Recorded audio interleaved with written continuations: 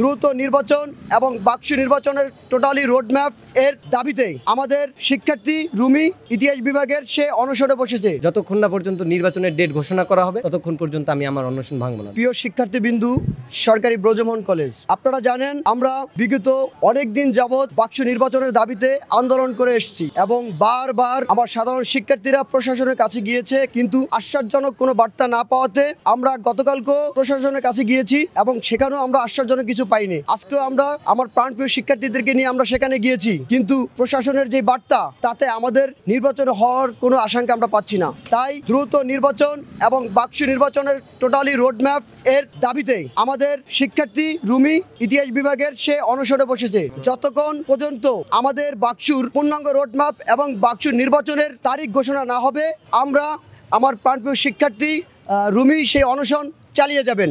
আমরা আমরণ অনশন করছি যতক্ষণ পর্যন্ত আমাদের দাবি মেনে না নেওয়া হবে, ততক্ষণ পর্যন্ত আমরা এই অবস্থান কর্মসূচি চালিয়ে যাব এবং আমাদের শিক্ষার্থী আমরণ অনশনে থাকবে। ধন্যবাদ সকলকে। আসসালামু আলাইকুম রহমতুল্লাহ। আপনারা দেখছেন যে আমাদের আসলে আমরা দীর্ঘ 1 মাস যাবৎ বাক্স আন্দোলন করতেছি, কিন্তু আমরা আসলে আমাদের যে কাঙ্ক্ষিত যে রোড ম্যাপ সেটা এখন পর্যন্ত পাচ্ছি না এবং এই বিষয়ে প্রশাসনের সাথে যতবারই কথা বলতে যাওয়া হচ্ছে ততবারই প্রশাসন আসলে তালবাহানা দেখাচ্ছে।